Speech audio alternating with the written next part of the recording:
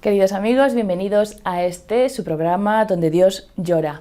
Hoy vamos a hablar del gran gigante, China. Se dice que China no es un país, sino un mundo diferente, un mundo apasionante que alberga casi el 20% de la población mundial. Aunque el cristianismo llegó a China en el siglo V, fue el jesuita Matteo Ricci quien revivió y abrió muchas puertas para la fe en el siglo XVI. Nunca fue una situación fácil. La situación se hizo dramática después, en 1949, con la llegada de Mao Zedong.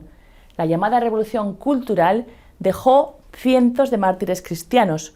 Una iglesia heroica quedó relegada a las catacumbas.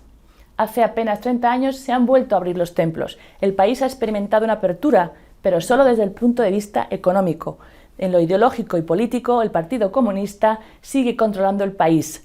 La Iglesia Católica experimenta una situación muy complicada. Está privada de libertad de movimiento. Es difícil tener información sobre los cristianos en China. Por eso estamos muy contentos de poder contar como invitado a Fernando de Haro. Muchos de ustedes ya lo conocen. El periodista ha viajado a China y nos va a contar la situación. Fernando, muchas gracias por estar aquí. Gracias, María, gracias a ti. Fernando, tú has estado en varios países, ya conocemos otros documentales que tú has hecho, pero creo que el documental sobre China ha sido especialmente una situación única. ¿Nos puedes explicar por qué? Bueno, la situación ha sido única porque hay muchas dificultades para informar sobre qué está pasando en China.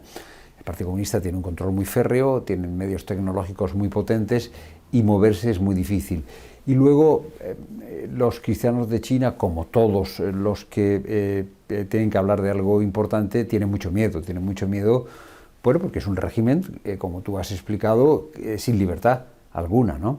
Pero lo curioso es que, María, en medio de esta situación tan dura, tan difícil, la fe sigue siendo transmitida y sigue siendo, digamos, comunicada a gente que no sabe nada del cristianismo. Es una cosa realmente sorprendente, porque llegas a China y estás en un mundo en el que no se conoce prácticamente nada del cristianismo y, sin embargo, 50.000 bautizos se producen al año, 50.000 bautizos nuevos. Yo he tenido ocasión de conversar con algunos conversos y la verdad es que es una cosa muy llamativa, es un testimonio de fe muy potente. Claro, las cifras también son difíciles en un país tan controlado, pero dicen que entre 70 y 100 millones de cristianos, no estamos hablando de católicos, sino cristianos. O sea que la fe, por lo que me estás diciendo, sigue creciendo. La fe sigue creciendo. Mira, yo tuve una conversación muy bonita con una chica jovencísima, 21 años, que se había convertido porque había visto una serie de televisión estadounidense en la que uno de los personajes era católico y se confesaba. Y le interesó, dijo, yo quiero conocer esta religión donde el pecado es perdonado. Se fue a una iglesia y a partir de ahí hay una serie de casualidades o de actos de la providencia y esta chica acaba convirtiéndose. Bueno, son cosas realmente llamativas. O sea, la fe se encuentra en el trabajo, la fe se encuentra porque alguien entra en una iglesia, en las iglesias de las grandes ciudades, y hay una necesidad en ese mundo tan duro y tan difícil, porque es un mundo, por un lado, muy controlado desde el punto de vista político y por otro lado, furiosamente competitivo porque hay un capitalismo despiadado. En esas circunstancias tan áridas, humanamente áridas y difíciles, hay una búsqueda del significado, hay una búsqueda del sentido y en cuanto muchos jóvenes, por ejemplo, conocen el cristianismo, se convierten y abrazan la fe. Y eso es sorprendente, ¿no? O sea, no hay circunstancia, por negativa que sea, el duro trabajo en un sistema capitalista muy férreo o la presión política que impida que la belleza de la fe no sea transmitida y sea reconocida. Es decir, que lo que les atrae es, dijéramos, esa búsqueda de lo que es el ser humano, la vida, las últimas preguntas que tenemos todos. ¿O? Mira, por lo que yo hablé de estas personas que habían encontrado la fe, todo empieza de una forma muy sencilla, que es relaciones que son humanas. China es un mundo muy despiadado, muy competitivo, donde hay que trabajar mucho, hay que estudiar mucho, hay una obsesión por el dinero y luego hay un juego de poder continuo. O sea, tú tienes en el piso donde vives, en la casa donde vives, un miembro del partido que te controla. Y de pronto se abre camino una relación humana, una relación gratuita, una relación con la belleza que tienen las relaciones cuando se busca el bien de la persona, y los chicos, la gente incluso adulta, lo sigue y le interesa la fe porque hay una necesidad, como tú bien dices, de una respuesta, de un significado. Es sorprendente que en esas circunstancias haya tantas conversiones. Uno puede convertirse, no hay peligro, o sea, no es que sea perseguida la conversión, uno puede visitar la iglesia públicamente, en gran parte, dijéramos, pero la gente tiene pánico, terror. Esto también lo experimentaste tú, como has dicho, en tu documental. ¿Por qué se tiene tanto miedo a hablar de la fe?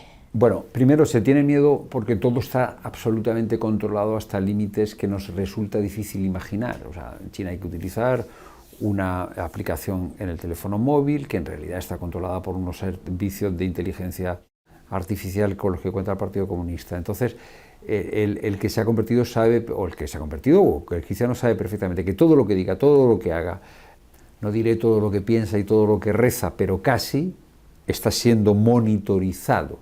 Es decir, en las iglesias hay cámaras y el Partido Comunista, o sea, las autoridades saben qué dices, qué haces, si vas a misa o no vas a misa.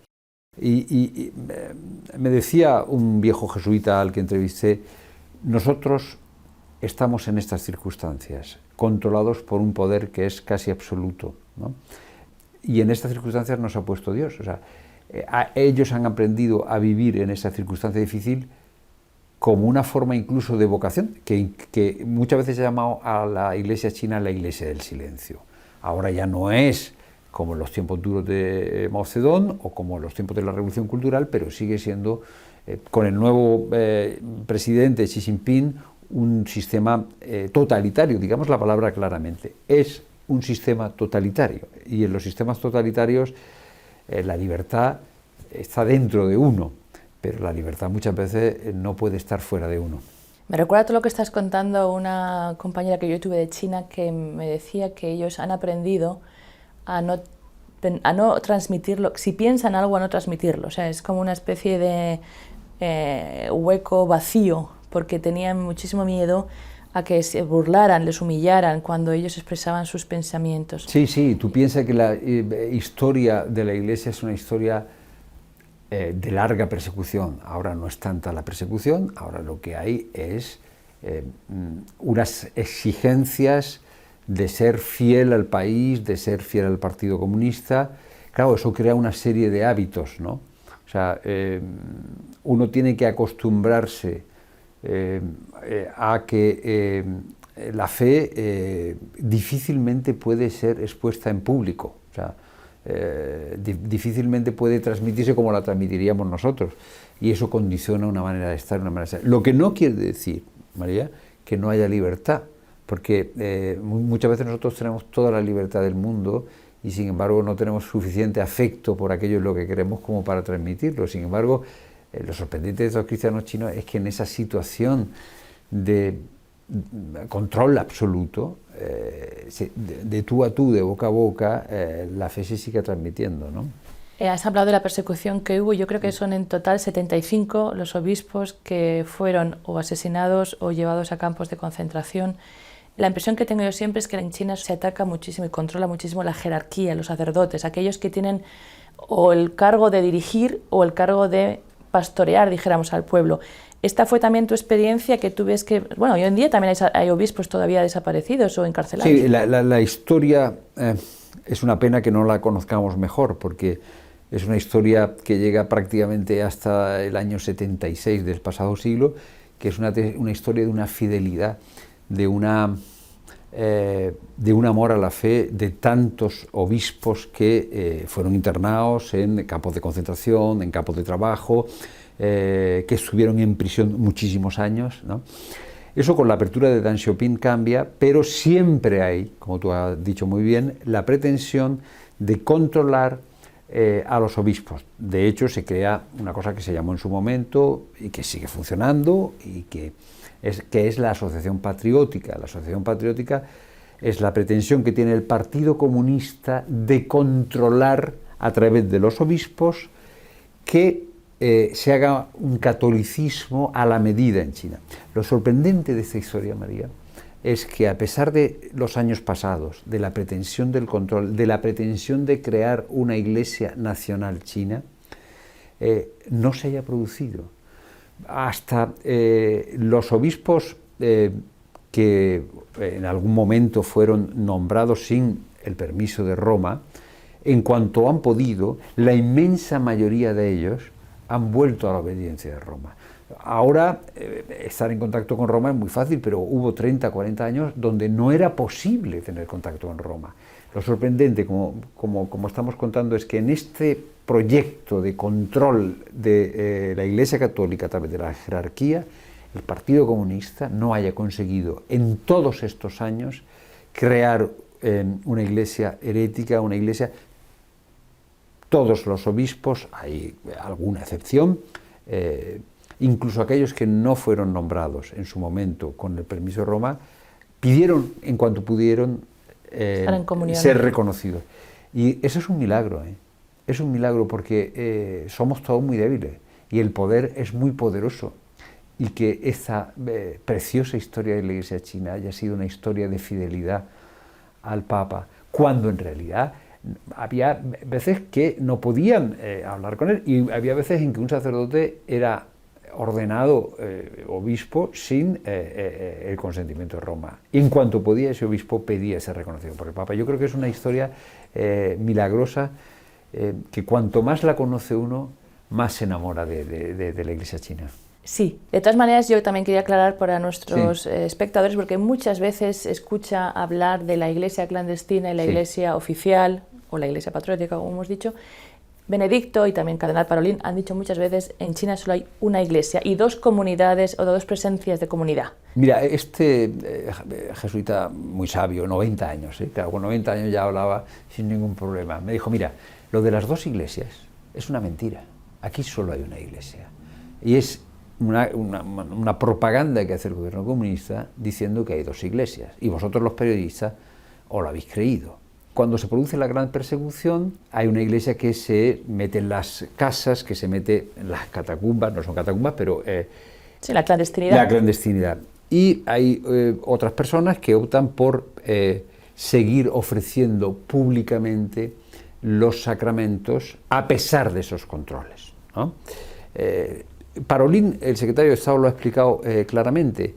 En un caso tenemos el testimonio profético de quien quiere permanecer fiel, que es la iglesia clandestina o los católicos clandestinos, y el testimonio de aquellos que quieren dar visibilidad a los sacramentos.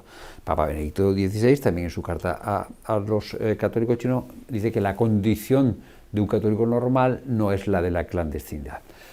Dicho todo esto, para explicar que no son dos iglesias, sino dos maneras diferentes de afrontar la situación, en obediencia las dos a Roma, ahora, cuando uno está allí, problema en realidad no existe. ¿No lo ves? No lo ves. Primero, porque la iglesia clandestina cada vez es menos relevante, importante en número. Luego, porque China ha cambiado radicalmente en los últimos años. China es una sucesión de grandes ciudades. Y la iglesia clandestina es muy pequeñita, y la iglesia, digamos, que sigue las indicaciones de la Asociación Patriótica es la que está visible. Es decir, si tú quieres ir a misa, si tú quieres recibir el sacramento de la confirmación, de la comunión, tú tienes que ir a los templos que se ven. O sea, yo, estando allí bastantes días, no conseguí contactar con algunos miembros, sí, pero no con ninguna celebración. Por tanto, de la clandestina. De la clandestina. Por tanto, esto es una cuestión que con el tiempo... No puede crecer en número porque... No puede crecer en número, y después cada vez será menos necesaria esta iglesia que ha trabajado en la clandestinidad y que es una iglesia que ha dado un testimonio profético que será un tesoro al que tendremos que volver todos. O sea, yo animo a todo el mundo a buscar información sobre este gran tesoro de fe y de testimonio que ha significado la iglesia que ha tenido que estar oculta en China. La iglesia de los mártires. La iglesia de los mártires, la iglesia de los campos de concentración, la iglesia que muchas veces una persona no podía participar en un sacramento, pasaban décadas sin poder celebrar la Eucaristía y la celebraban, digamos, de forma espiritual, ¿no? Y son estremecedores esos diarios, esos relatos de quien transformaba su cuerpo, digamos, en una oblación dentro del lager, y el deseo del sacramento que no podía celebrar se convertía en, digamos, si cuando uno lee esas páginas se da cuenta con qué distracción y con qué banalidad se acerca con frecuencia a los sacramentos cuando ha habido gente que los ha deseado durante décadas y no los ha podido tener, ¿no? Son testimonios valiosísimos. Así es, y cuenta también cuántos los bautizos, ¿no? Creo Sí, que sí, sí, muchos que... pero eso es una cosa sorprendente, ¿no? O sea, cómo sigue creciendo, cómo sigue creciendo la fe en esa circunstancia, en un mundo en el que siempre se te dice que tienes que trabajar más para ganar más dinero. En China en este momento la obsesión por el dios dinero, o sea, no es el partido, el dios dinero es quien impera en este momento en China, de una forma despiadada. Y que en ese imperio del dinero haya quien da testimonio de su fe es una cosa sorprendente, y sobre todo cómo se acoge, cómo corre, se habla de una fiebre de cristianismo en China. Bueno, habrá que interrogarse por qué en una circunstancia tan difícil prende la fe. ¿Qué tiene de vencedora la fe que en esa circunstancia es capaz de expandirse, ¿no? Una preguntita antes de cambiar de tema. Sí. Estamos hablando de esta, dijéramos, iglesia, pero con dos realidades en la comunidad. También Benedicto y Cardenal Parolin y Papa Francisco han hablado mucho de reconciliación entre estas dos iglesias, porque yo creo que lo que sí que consiguió, sin haber conseguido un cisma ni una iglesia cismática, sí que abrió una herida en esa iglesia. Sí, hombre, siempre, vamos a ver, estas son las cuestiones humanas de siempre, ¿no? O sea, entre los mejores hermanos siempre hay momentos difíciles, ¿no? Eso ha sido superado, y el tiempo y esta fórmula que ha encontrado Papa Francisco irá limando esa diferencia. Es decir, porque, como tú has explicado muy bien, no hay una iglesia cismática, porque la fe es la misma, el bautismo es el mismo, y las diferencias que pueda haber, los roces que pueda haber habido, que son más cosas del pasado que del presente, con el tiempo se irán solventando. O sea, lo llamativo es que cuando te falta la libertad exterior, sigue permaneciendo la libertad interior. Porque, repito, ¿cuál ha sido el máximo test de la libertad?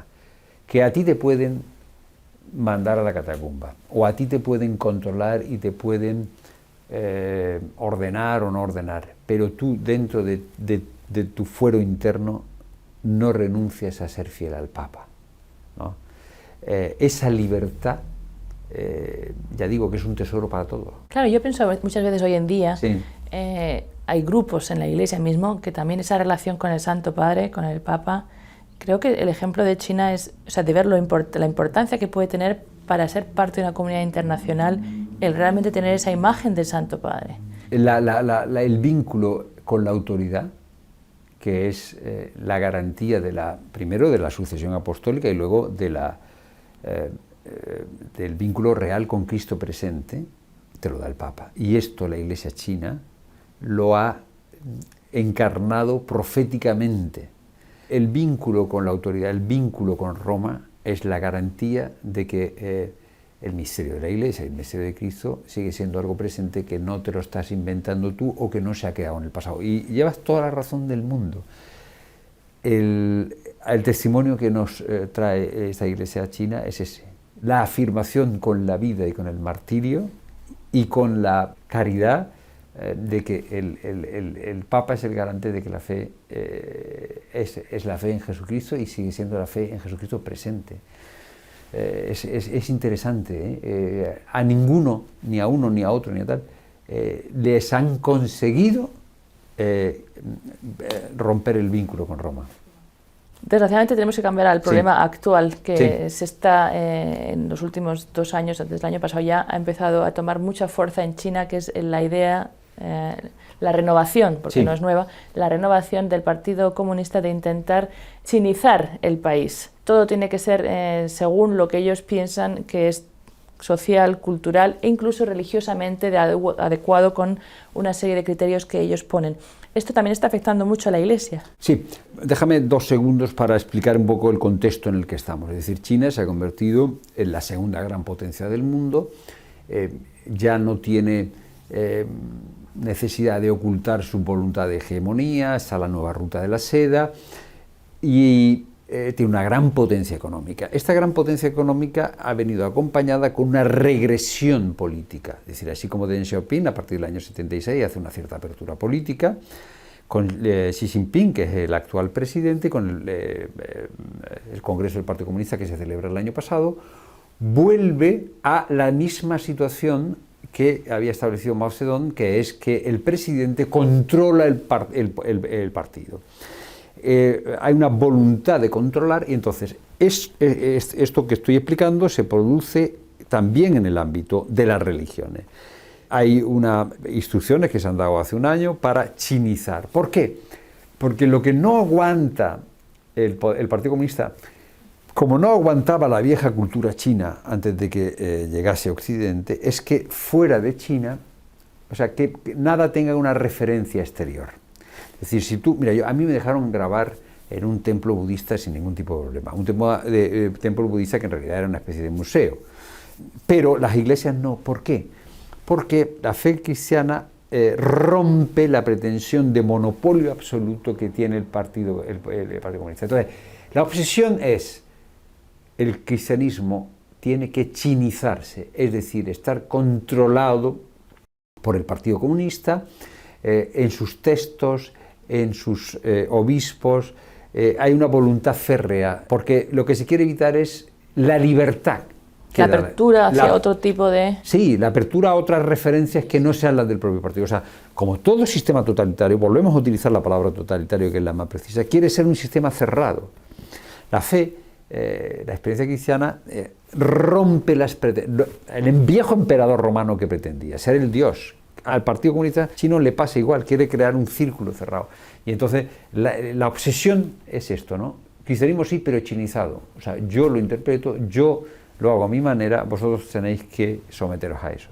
Repito, que en esa situación lo llamativo, sorprendente, es que a pesar de ese control férreo, sigue habiendo una gran libertad interior. Como ejemplo pragmático, simbólico más bien, de esta chinización está la llamada Jerusalén de China, que es la ciudad de Wenzhou. Sí. Donde ha habido muchas invasiones, dijéramos ya, por parte de este gobierno totalitario para destruir cruces y cerrar templos. En Wenzhou estuve yo, sí. Pero no pude ver a nadie porque estuve confinado en un hotel. O sea, tan pronto como bajé del tren, me cercaron una serie de policías y me impidieron en Wenzhou salir a rodar. De hecho, los policías, sabiendo que quería escaparme del hotel, se sentaron en la cama donde estaba y me dijeron no salgas del hotel porque va a ser mucho peor. En Wenzhou, ¿qué ha pasado? Hay una extensión grande del cristianismo y el gobierno lo que ha hecho fundamentalmente es quitar las cruces. ¿Verdad? Primero es el sistema de control con televisión, son circuitos que están grabando todo, y como hay esa extensión no quieren dar visibilidad. Wenzhou está en la costa, está expandiéndose, es una de las grandes ciudades a futuro. Y en este proyecto de pronto aparece la fe y se van construyendo iglesias, pero además iglesias construidas, porque hay un empresario que dona un dinero. Muchas son protestantes, hay que decir. Muchas son protestantes. En Wenzhou muchas son protestantes porque el cristianismo crece mucho, el cristianismo protestante crece mucho. Y ahí el gobierno se pone muy nervioso y empieza a quitar las cruces, incluso a demoler algunas iglesias, porque tiene miedo a esa expansión. Claro. Estaba pensando yo también esta relación, porque estamos diciendo que el cristianismo protestante crece mucho más por 2 motivos. Uno, porque para ellos es mucho más fácil convertirse. La Iglesia Católica siempre tiene unos criterios y unas prioridades de educación, de formación, que son mucho más largas, mucho más... Eso es un motivo, pero lo segundo también es que lo que te dice está muy también financiado muchas veces por empresarios que vienen chinos, pero que tienen también bastante... Sí, suele estar bastante apoyado. Y luego hay otra tarea pendiente que la Iglesia Católica tendrá que acometer en los próximos años, que la Iglesia Católica ha tenido una gran presencia en el mundo rural, con una gran fidelidad en el mundo rural, China ha cambiado vertiginosamente, se ha convertido, la forma de vida es una forma de vida fundamentalmente ahora urbana y bueno, habrá que ir trabajando para empezar a adaptarse, digamos, a esa situación predominantemente urbana, ¿no? Porque ya digo que la presencia de la Iglesia Católica ha sido más potente y más fuerte en el mundo rural. En lo que estaba yo pensando, porque claro, como hemos dicho, el gobierno lo único que quiere es control autoritario. Sí. Claro, estas iglesias protestantes son un poco como hongos que van saliendo y cerrándose en el sentido de que no hay una jerarquía como la Iglesia Católica. Claro, para el gobierno chino es mucho más fácil, digamos, establecer la línea jerárquica en la Iglesia Católica, es decir, yo no controlo al obispo y del obispo para abajo. En las iglesias protestantes, identificar quién es la autoridad es mucho más complicado, en efecto. Por eso me refiero que quizá también, porque hay muchísimas iglesias que estas que han cerrado y así también tienen que ver, es la única medida que ve el gobierno, claro, al obispo lo mete en la cárcel. Si es una iglesia protestante no tiene un obispo claramente identificado y dice, bueno, lo que hacemos es cerrar o destruir las cruces. ¿Por qué llamaste a tu documental God Plan? Porque hubo un momento que yo a este jesuita del que ya he hablado le pregunté, pero ¿cuál es el plan de Dios? Como revelándome, ¿no? O sea, yo llevaba 10 días de continuo control policial y veía cómo no les dejaban rezar, cómo no les dejaban hacer lo que expresar su fe. Y digo, pero ¿cuál es el plan de Dios aquí? Que han estado torturados, han estado en las cárceles. Y él me dijo, ¿tú te rebelas contra Dios? Digo, no, yo solo pregunto. Y él me dijo, hay un plan de Dios aquí, un plan de Dios que es un buen plan, aunque tú no lo puedas comprender. Para mí fue impresionante caer en la cuenta de que a pesar de las dificilísimas circunstancias, hay un plan de Dios en ese país, hay un plan de Dios para esos cristianos, hay una mirada de Dios que los sostiene permanentemente, porque uno suele pensar que si no entiende las cosas, no son buenas o no están cuidadas bien pensadas. Por Dios. Exacto, no están bien pensadas, pero hombre, esto se podía hacer de otra manera, ¿no? Entonces uno tiende a corregir, ¿no? El plan de Dios. Y el plan de Dios es misterioso y se realiza incluso en circunstancias muy desfavorables. Muchas gracias, Fernando, porque realmente es una gran explicación. Vamos a rezar mucho más por China para este plan de Dios. Nos vendrá bien, seguro. Y gracias también a todos ustedes, queridos amigos, por haber seguido su programa Donde Dios llora. Si desean saber más sobre la situación en China o ayudar en esta iglesia silenciosa y sufriente, no duden en contactar con la dirección que van a ver ahora al final en su pantalla. Muchas gracias, que Dios les bendiga y hasta la próxima semana.